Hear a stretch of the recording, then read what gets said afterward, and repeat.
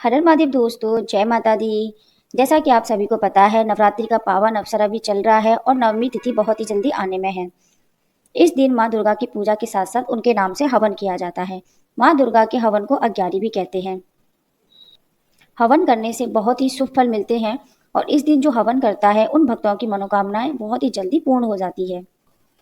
आज की इस वीडियो में हम जानने वाले हैं कि नवरात्रि के दौरान हवन क्यों जरूरी है, हवन में क्या क्या सामग्री उपयोग में लेनी है, हवन की तैयारियां कैसे करें, हवन किस मंत्र को करते हुए करें और हवन करने के बाद में क्या क्या काम जरूरी करने हैं, और यह भी जानेंगे कि अग्यारी किसे कहते हैं। तो सर्वप्रथम हम जान लेते हैं कि अग्यारी किसको कहते हैं। अग्यारी यानी अग्नि के अंदर धूप, गुड़ या सुगंधित चीजों का दान करना ही अग्यारी कहलाता है। माता रानी के भोग भी अग्यारी के अंदर ही लगाया जाता है।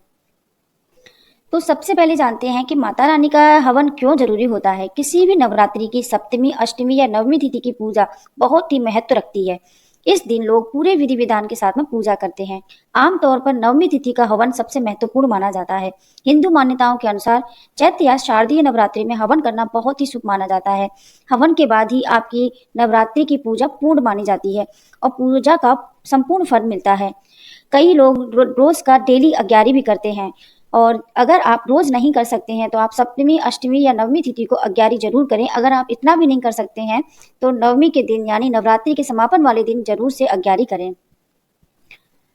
नवमी वाले दिन अग्यारी करने से माता आपकी मनोकामनाओं की पूर्ति करती है और घर में सुख समृद्धि और किसी भी तरह की नकारात्मक शक्ति से बचने के लिए नवरात्रि में हवन करना बेहद ही जरूरी माना जाता है। तो अब हम जानते हैं कि अग्यारी में किस किस सामग्री की आवश्यकता होती है। सबसे पहले आपको गाय का बना हुआ उपला, जिसको कंडा भी कहते हैं, अग्यारी के लिए लेना है। और साथ में लेना है एक अग्यारी पात्र या फिर हवन कुंड, जो आसानी से आपको मार्केट में मिल जाएगा, या मिट्टी या फिर कोई भी मिट्टी का पात्र भी आप ले सकते हैं। इसके बाद में हमें अग्यारी के लिए लेना होगा हवन सामग्री, जो आपको मार्केट में आसानी से मिल जाएगी। इसको आप एक कटोरी में निकाल कर पूजा स्थल पर रख लेंगे। मार्केट से आप इस तरह की हवन सामग्री लेके आ सकते हैं। हवन सामग्री के बाद आपको चाहिए होगा अग्यारी के लिए शुद्ध गाय का घी। आप इसको भी एक कटोरी में निकाल के रख लेंगे। इसके बाद आपको चाहिए होगा एक दीपक। दीपक आपको लंबी बाती का लेना है और दीपक का साइज गोल होना चाहिए, यानी कि दीपक का शेप गोल होना चाहिए। तो इस तरह का हमें दीपक ले लेना है और साथ में हमें अग्यारी में समर्पित करने के लिए बतासा लेना है और बतासे के साथ में लेना है लौंग का एक जोड़ा। इस तरह से आप बतासे में लौंग लगा के पहले ही रख लेंगे। आप घर के हर सदस्य के नाम से एक लौंग का जोड़ा और एक बतासा अर्पित कर सकते हैं।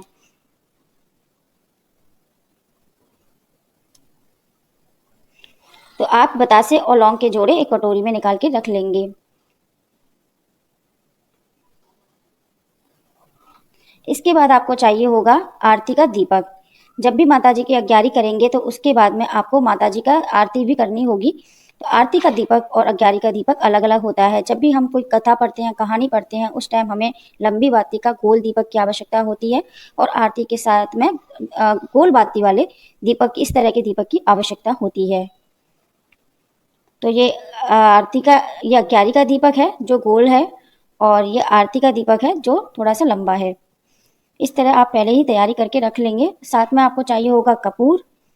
कपूर आपको अग्यारी के लिए भी चाहिए होगा और आरती करते समय भी आपको चाहिए होगा। एक आपको चाहिए होगी धूप बाती। जब भी हम हवन स्टार्ट करेंगे सबसे पहले हम धूप बाती जलाएंगे।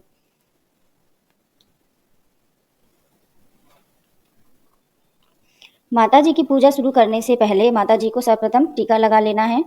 गणेश जी को भी टीका लगा देना है और इसके बाद में आपने जो ज्वारे बोए हैं उसको भी टीका लगा देना है। टीका लगाने के बाद आपको दूसरे ज्वारे जो हमने बोए हैं उनके ऊपर भी टीका लगा देना है, और अभी हमने जो कलश की स्थापना की है उसको भी टीका लगा देना है। इसके बाद अग्यारी करना शुरू करते हैं। पूजा का या अग्यारी का पूरा सामान आपको पूजा स्थल पर रख लेना है। ज्योतिष शास्त्र के अनुसार यदि आप नवरात्रि के दौरान हवन करते हैं तो इससे घर की आर्थिक तंगी दूर होती है। कई बार ऐसा भी होता है कि आपको मेहनत करने से भी सफलता हासिल नहीं होती है। ऐसे में यदि आप विधि विधान के साथ में हवन करेंगे तो आपको कई समस्याओं से मुक्ति मिल जाएगी। सबसे पहले गैस को अच्छे से साफ और शुद्ध कर लेना है। उसके बाद हम कंडा लेके आएंगे और गैस पर कंडे को अच्छे से भून लेंगे। जब कंडा पूरी तरह से सिक जाएगा उसके बाद में हम इसको अग्यारी पात्र में रख के माता जी के पास में लेके जाएंगे। तो देखिए कंडा पूरी तरह से अभी सिक चुका है। अगर आपके पास में कंडा नहीं है तो आप इसकी जगह पर लकड़ी का भी यूज कर सकते हैं। खासकर आम की लकड़ी का ही यूज हवन के लिए किया जाता है। अब हम इसको लेके जाएंगे माता जी के सामने। तो हम अपने पूजा स्थल पर अग्यारी को लेके आ चुके हैं और अग्यारी पात्र आपने जैसे देख रखा है किस तरह से हमारे पास अग्यारी पात्र है, ऐसा पात्र आप मार्केट से खरीद सकते हैं। घी का दीपक जो हमने पहले ही तैयार किया हुआ है उसको प्रज्वलित कर लेंगे। दीपक जलाने के बाद में हवन सामग्री हवन कुंड में अर्पित करेंगे। हवन कुंड में अग्यारी डालने के लिए आपको अपने हाथ की मिडिल फिंगर और थर्ड फिंगर का ही यूज करना है। कई बार ऐसा होता है कि आपको मेहनत करने के बाद भी सफलता हासिल नहीं होती है। ऐसे में यदि आप विधि विधान के साथ हवन करेंगे तो आपको कई समस्याओं से मुक्ति मिल जाएगी और साथ में ही आपकी आर्थिक रूप से चल रही परेशानियां भी समाप्त होंगी। हवन कुंड में घी अर्पित करते रहना है, हवन सामग्री भी अर्पित करते रहनी है। जब तक कि हमारे माता जी की ज्योति नहीं आ जाती है तब तक हम हवन सामग्री और घी अर्पित करते रहेंगे। कोशिश करें कि दीपक को 1 उंगली के जितना दूर रखें अग्यारी से और माता जी की ज्योति स्वतः ही आए। ज़्यादातर लोग कपूर डाल के अग्यारी की ज्योति जला लेते हैं, ऐसा भी आप कर सकते हैं, लेकिन अगर आप दीपक के ज़रिए थोड़ी सी दूरी से अग्यारी में ज्योति आती है तो ऐसा माना जाता है कि माँ खुद ही स्वयं अग्यारी में ज्योति लेती हैं। हवन करने से घर की सुख शांति बनी रहती है और हवन के दौरान आम की लकड़ियों का इस्तेमाल भी आप कर सकते हैं। इससे आपका वातावरण भी शुद्ध रहता है।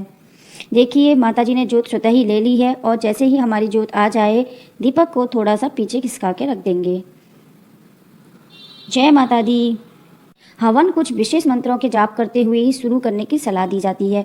ज्योतिषी बताते हैं कि हवन करते समय सबसे पहले अग्नि कुंड में ओम अग्नेय नमः स्वाहा का जाप करते हुए फर्स्ट आहुति दें। उसके बाद में ओम गणेशाय नमः स्वाहा करते हुए सेकंड आहुति दें। तत्पश्चात आप 108 बार हवन करते हुए गायत्री मंत्र का जाप करते हैं या फिर आप माता दुर्गा के हवन को प्रारंभ करने में ओम ऐं ह्रीं क्लीं चामुंडाय विच्छे नमः का जाप भी करते हैं। इस जाप को भी आप 108 बार करते हैं। तो इस तरह जब भी आप हवन कुंड में सामग्री अर्पित करते हैं तो आप इन मंत्रों का जाप करते ही सामग्री अर्पित करें। जब हम अग्यारी कर रहे होते हैं उस दौरान आपको जो भी कथा आप पढ़ते हैं, जैसे आज पंचम तिथि है तो आज हम माता स्कंद माता की कथा और पूजा विधि पढ़ते हुए अग्यारी करेंगे। कथा पढ़ते पढ़ते आपको हवन सामग्री और घी भी अर्पित करते रहना है और साथ में आप माता जी का भोग के लिए जो हमने बतासा रखा था लौंग लगा के वो भी अर्पित आपको कर देनी है। आपके घर में जितने सदस्य हों उनके नाम से एक एक बतासा और लौंग का एक जोड़ा आपको माता जी को समर्पित करना है। अग्यारी करते समय आपको दुर्गा सप्तशती का पाठ, माता जी की कथा और साथ में दुर्गा चालीसा भी करती रहनी है और अंत में हम दुर्गा माता की आरती करेंगे। हवन की समाप्ति के बाद में हवन कुंड की राख को माथे पर, गले पर या फिर दोनों बाजुओं में और हृदय के मध्य में लगाएं।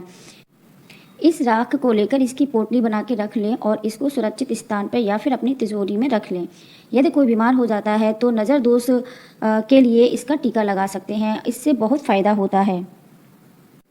आज का वीडियो आपको कैसा लगा कमेंट सेक्शन में ज़रूर बताएं और साथ ही साथ हमारे चैनल को लाइक और सब्सक्राइब ज़रूर करें।